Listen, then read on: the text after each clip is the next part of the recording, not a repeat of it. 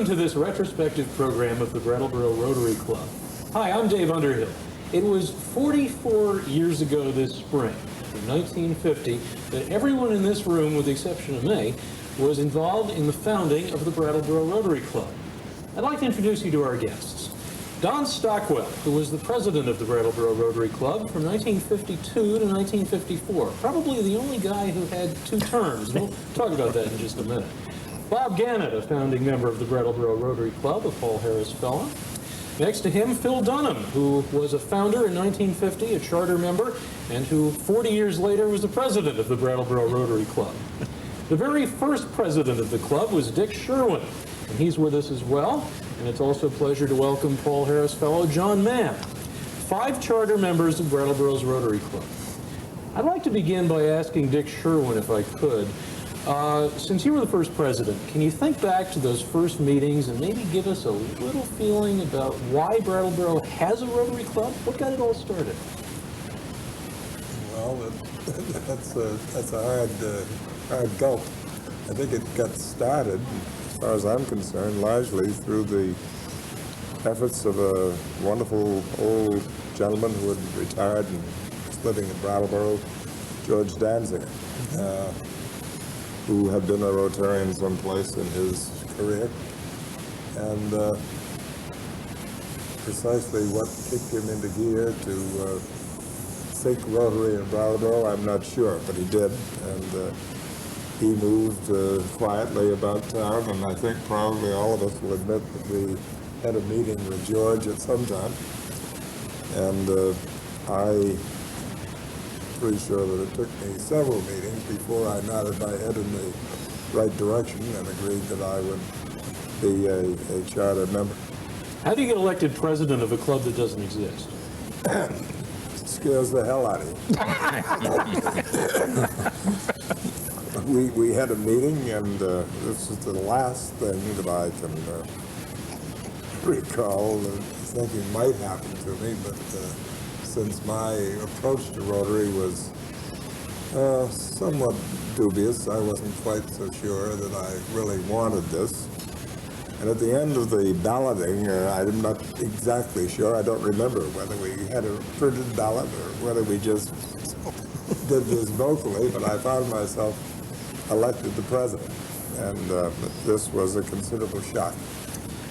Well, I would like just to follow up a little on what Dick said.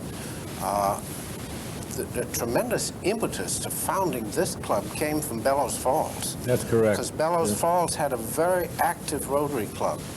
And from a higher level, I think they were encouraged to come down here and start a club.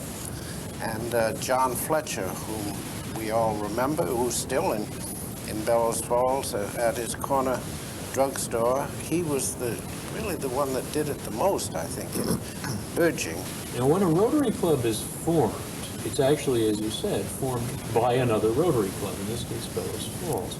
There was a charter night. Can anybody remember that charter night? Oh, I do very vividly. It was held at the ballroom of the Hotel Brooks.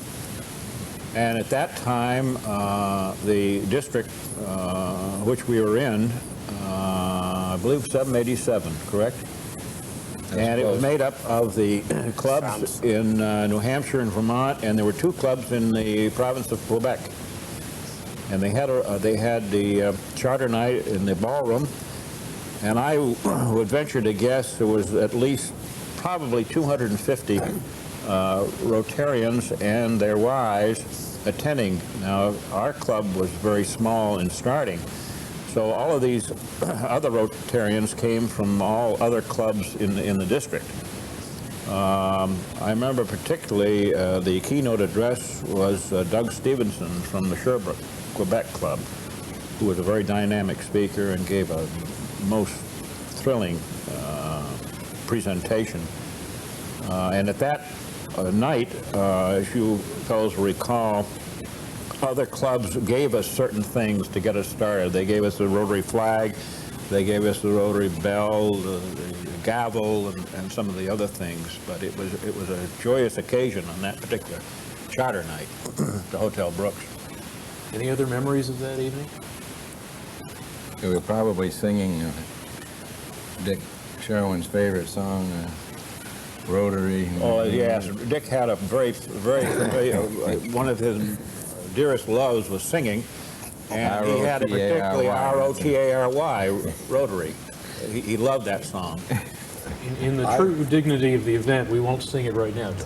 I think I can always remember that night because one of the most embarrassing things that ever happened to me occurred that evening. We had a raffle of some sort. I don't recall the mechanics of it. But when the time came to pluck the ticket out of the bottle in front of everyone else, the ticket that I pulled was my own. My wife, incidentally, still wears that watch.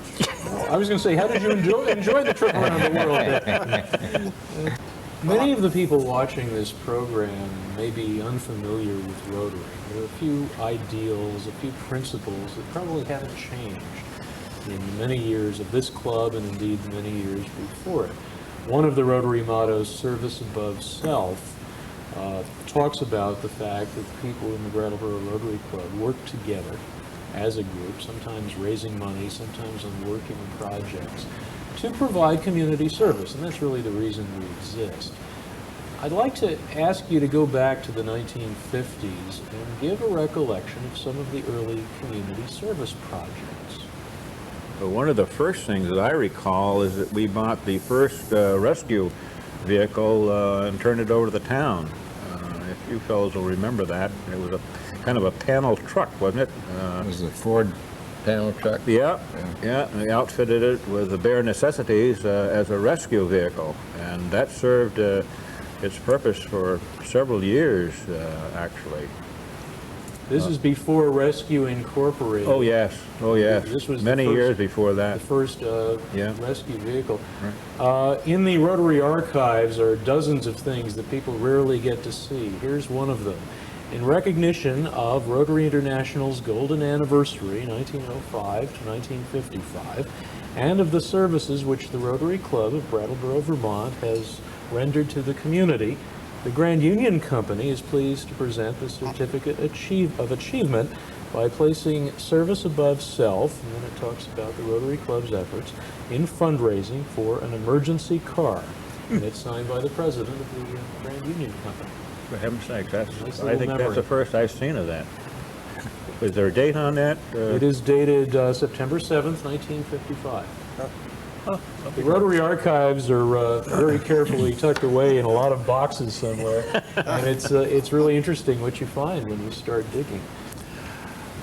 Well, I think one of the other things that early on was a contribution of the club is when Memorial Park was came into being, and I've forgotten the date, but it was mid or late 50s, wasn't it? Mid-50s, yeah. And various organizations in town undertook different projects, and the Rotary Club undertook the ski tow. But that wasn't just a one-time project. I can remember repainting and rebuilding that just a couple years ago. That's been a long time. Right. Well, when after the year off of not running the ski lift, the Rotary Club undertook to repaint all those towers. They were rusty, and we had to scrape the rust and repainted all the towers. And with the help of the Warner Cable Company personnel, they ran new wires for the electrical system and the safety. So. Now, another thing over in Living Memorial Park is the Rotary Amphitheater. What's the history of that? How did that come to be? I'm not sure how we got involved in that, except that there appeared to be a need for something like that so that they could hold outdoor concerts there. And I suppose we were at that time ready, willing, and able to put that in, not only money-wise, but also labor-wise. And so we turned out in force and built that amphitheater up there, which has served a great need here in the community. It's still very active during the summertime. Not this time of year, but it's the summertime. And that was also rebuilt just a couple of years Yes, ago that's by correct. the members of the Yeah. Brattleboro Rotary Club. Right. One of the things that Rotary has done over the years is raised a lot of money. In 1993, 94, we probably raised in the aggregate $15,000 to maybe $20,000, depending on the year and the specific project. Back in the early days of this club, in the early 50s, there were some fundraising projects which probably were every bit as ambitious if you scale it down to dollars in the early 50s. Does any of you recall the penny sale? I Very recall clearly. a penny sale. Very clearly. I think we all do. Yes, we sure do. Tell me what it was. How did it work? It was in your regime, wasn't it, Dick? Did we? It was in my regime, but in answer to that question, I'm stuck. I forget how it did work. Well, the way it worked, as I recall, and the reason that it was called a penny sale seemed a little obscure. But the way that worked was that we solicited merchandise, prizes from a lot of the merchants in Brattleboro, and we tried to accumulate at least 200 of these prizes. And then when someone, on the evening of this penny sale, people would come in and for $2, they could buy a ticket that would be good for all 200 prizes, which basically meant that if a ticket was drawn and it won a prize, it went back into the raffle hopper, and they were eligible to win again. So theoretically, they had a penny a chance. Was it a lot of work, Dick? Yes, it was a lot of work, but I think the work that I was going to ask Phil to talk about it, but one of our earlier fundraising activities, which turned out to be very sorrowful, was sponsoring a two-ring circus. Whatever its name was is long gone for me, but it was over, the circus site was over in the George Field across the river where the department store now is. And anyway, after we got through with the thing, we then learned that it was necessary for us to clean up and return the site to its sylvan original state. And I can remember this guy and I cleaning up after the elephant.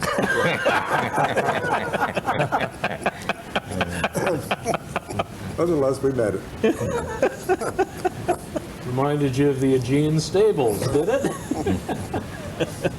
Another fundraising project we had for a few years was what we called a gas day, Rotary Gas Day, down here on Main Street where the Bravo Savings and Loan is today, was Ray Thompson's mobile station.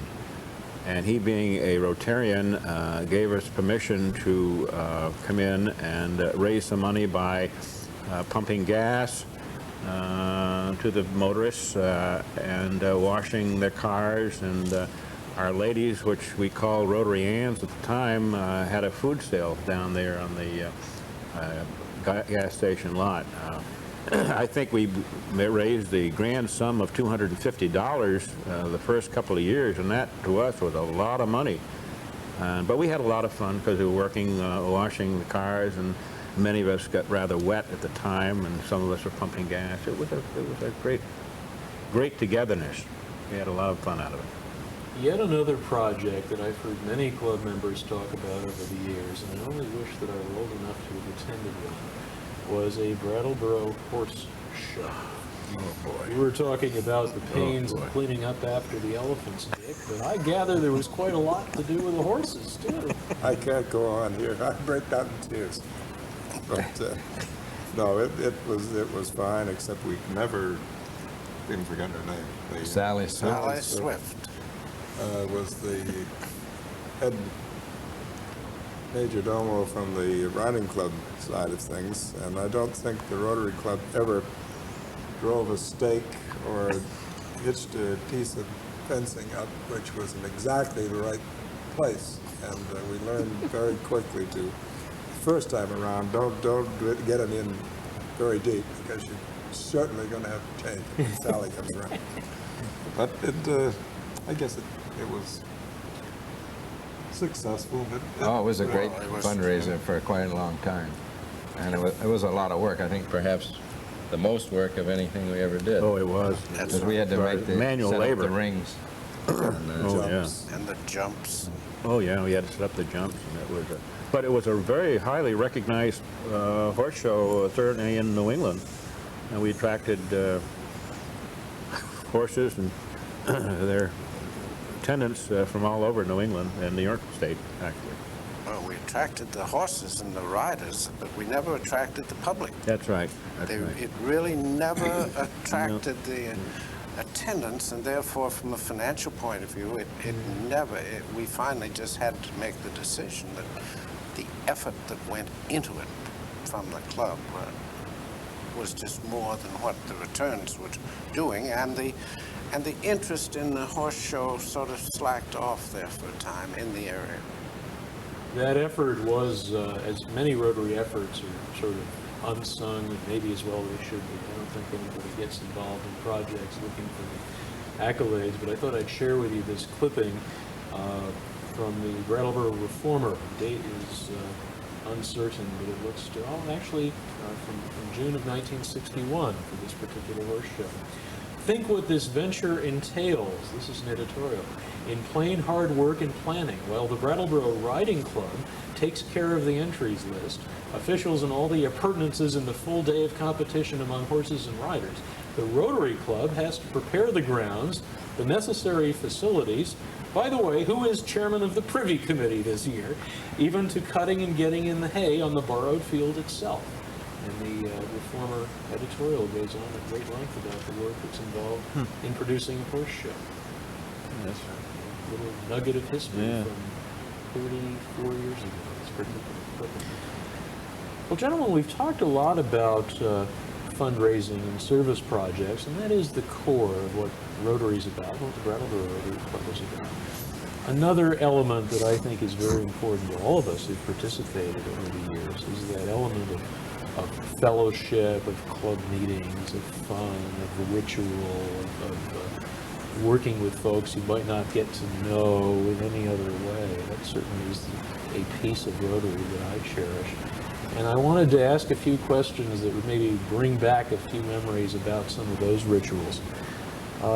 Who might remember a story about that cup? The cup says on it, charter member. Does anybody recall what was done with that cup? I don't. No, I don't. No? Not I. Well, we've rolled well for a half hour, but I just hit a clinker. I am told that there was some ritual with this cup, and I don't know exactly what it is. On it is written Fort Dummer. There's a dialogue about Fort Dummer being a settlement in what is now the state of Vermont. This a charter member cup, and I was told there's some ritual at early meetings of Rotary that involved that cup, but obviously I wasn't there.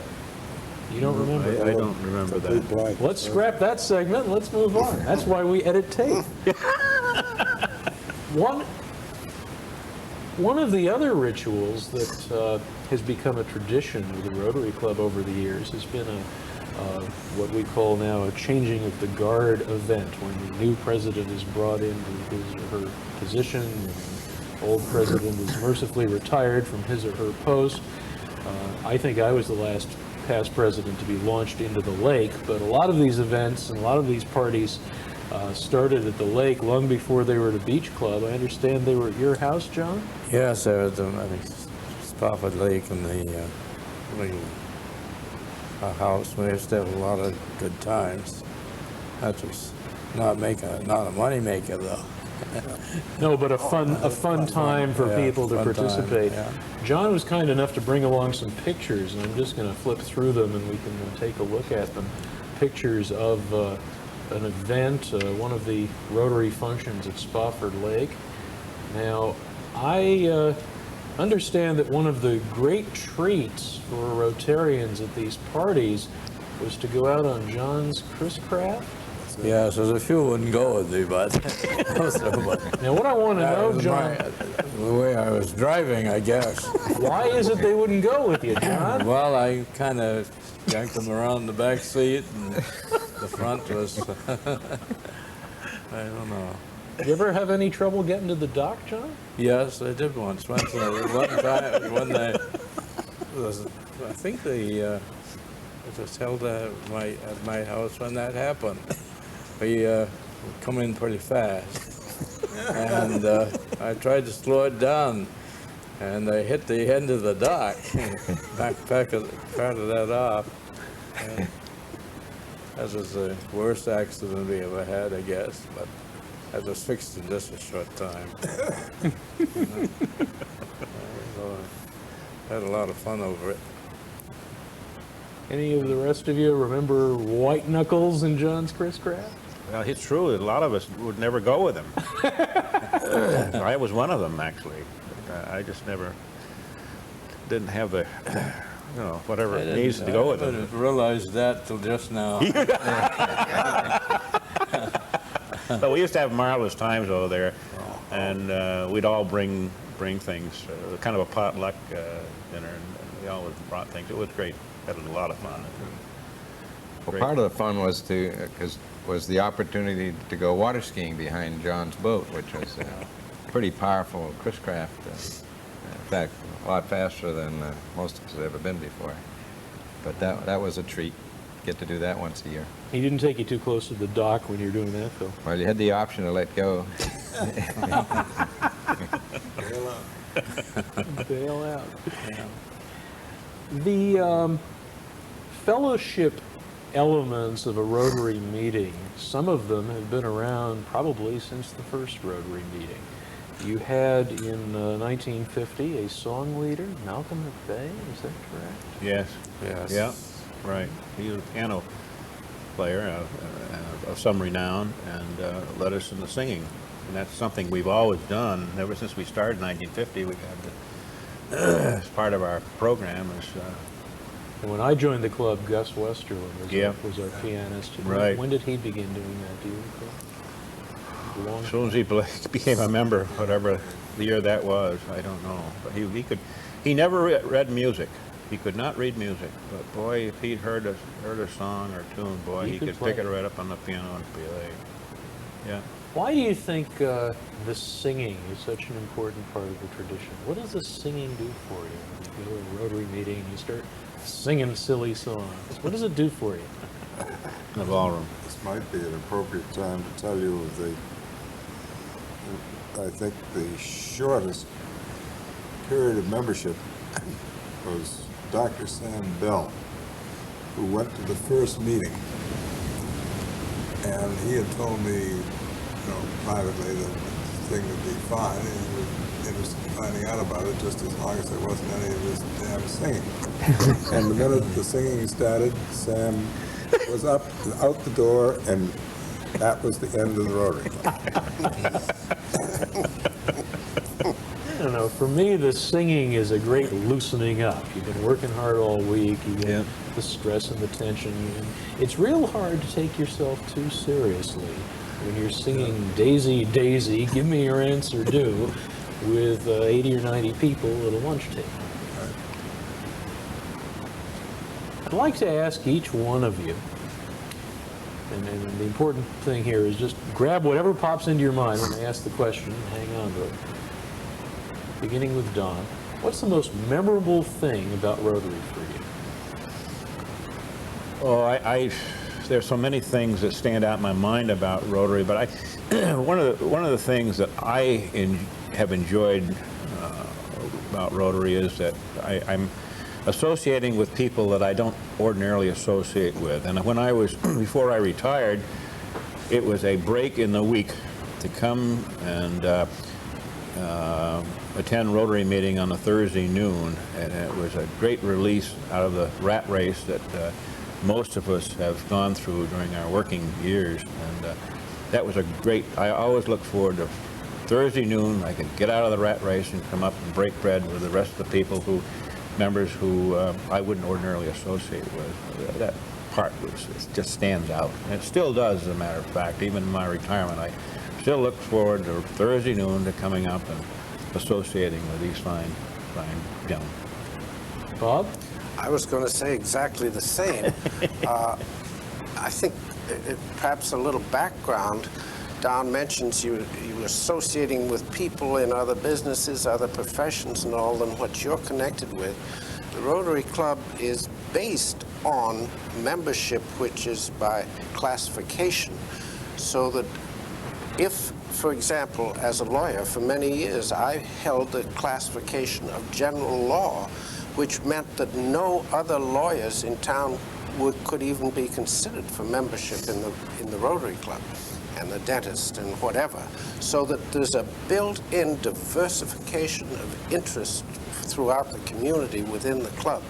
Now, classifications have been broken down so that now we do see more duplication, but I think exactly as Don said, it's been an opportunity over the years to associate closely with people who otherwise you wouldn't. They're in a different business, they're in a whole different routine, and it was sort of an enforced getting together of a cross-section of the people in your own community.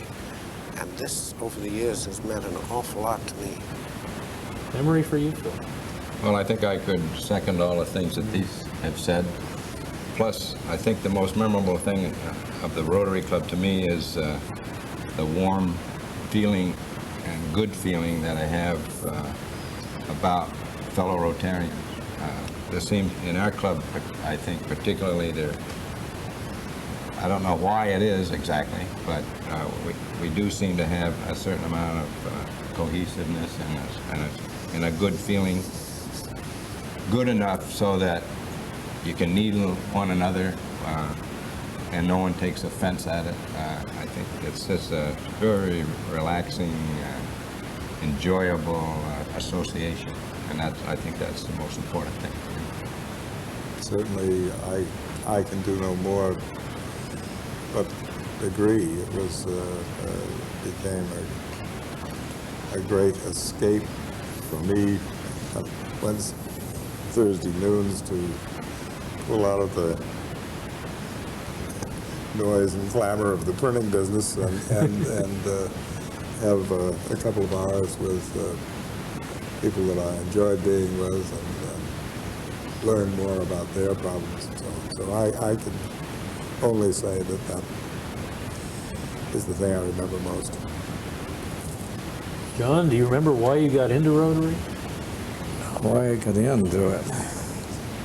Get away from people, I guess.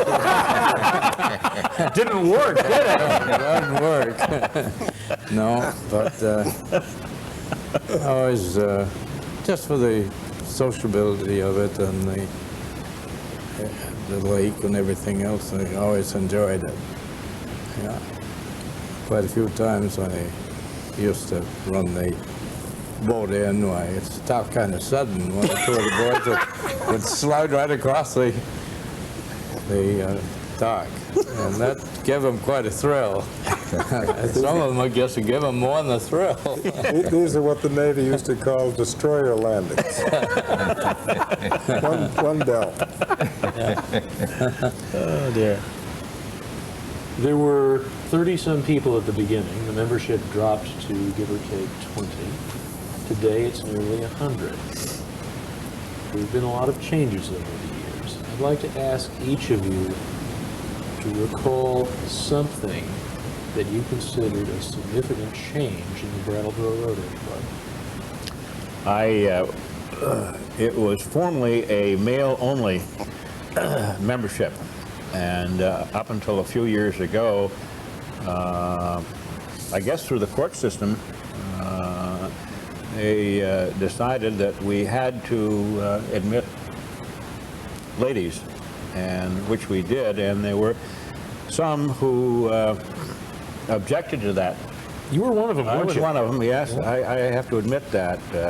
I was all for an all-male membership, but I was overruled and outvoted, and so ultimately we admitted ladies, females, to our club, and I think it's one of the best moves we ever made.